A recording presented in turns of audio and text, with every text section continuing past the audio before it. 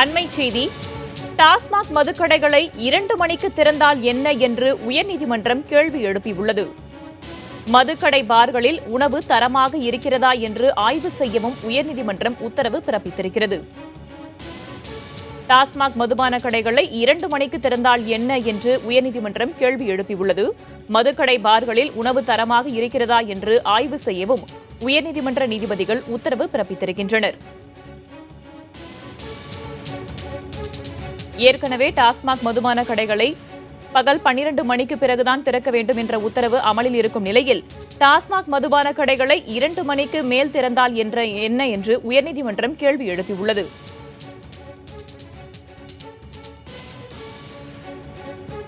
இது தொடர்பான விவரங்களை வழங்குவதற்காக நம்முடைய செய்தியாளர் முகேஷ் இணைப்பில் இருக்கிறார். அவரோடு பேசலாம். முகேஷ், எந்த வழக்கு விசாரணையின் போது உயர்நீதிமன்றம் இந்த ஒரு கேள்வியை முன்வச்சிருக்கு?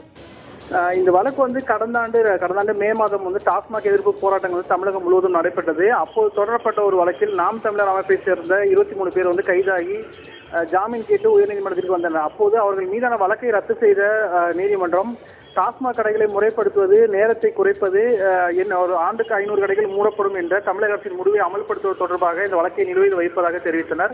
அதன்படி கடந்த 2 வாரங்களாக இந்த வழக்கு தொடர்ந்து விசாரணைக்கு வந்து கொண்டிருக்கிறது. நீதிபதிகள் கிருபாகரன் மற்றும் பார்த்திபன் அமர்வில் இந்த வழக்கு விசாரணைக்கு வந்தது. அப்போது கடந்த வாரம் இந்த வழக்கு விசாரணைக்கு வந்த பொழுது டாஸ்மாக் கடைகளின் நேரத்தை குறைக்க முடியுமா, முக்கியமாக ஆண்டுக்கு 500 கடைகள் மூடப்பட்டதாக தெரிவிக்கப்பட்டது 2016ஆம் ஆண்டு. மறைந்த முன்னாள் முதலமைச்சர் ஜெயலலிதா சொன்னபடி ஒரு 500 கடைகள் மூடப்பட்டன. அதன் பிறகு எத்தனை கடைகள் மூடப்பட்டது என்ற கேள்வி எழுப்பியிருந்தார்.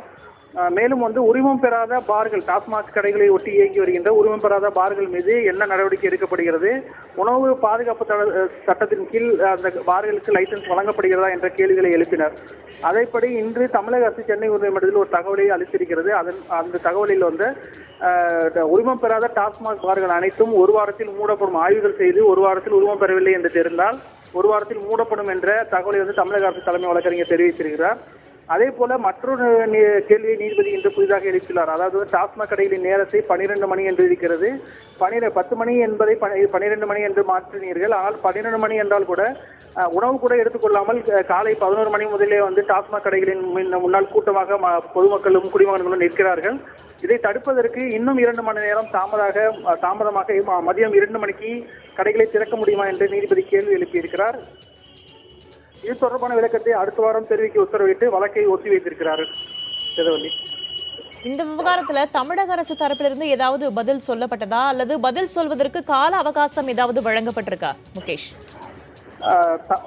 தமிழக தரப்பில் தான் இந்த தகவல் தெரிவிக்கப்பட்டது. அதாவது டாஸ்மாக் கடைகளை ஒட்டியுள்ள பார்களுக்கு உணவு பாதுகாப்பு சட்டத்தின் கீழ் உரிமம் வழங்கப்படுகிறது. அந்த உரிமம் அனைத்து பார்களுக்கும் இருக்கிறதா என்பதை மீண்டும் ஆய்வு செய்கிறோம்.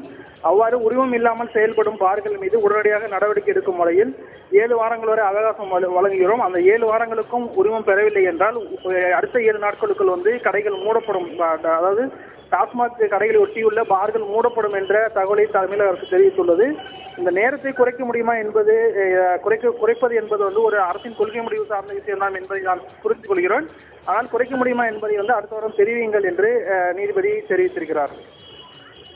டாஸ்மாக் மதுக்கடைகளை மதியம் 2 மணிக்கு மேல் திறந்தால் என்ன என்று உயர்நீதிமன்றம் கேள்வி எழுப்பியிருக்கிறது. விவரங்களை வழங்கியமைக்கு நன்றி முகேஷ்.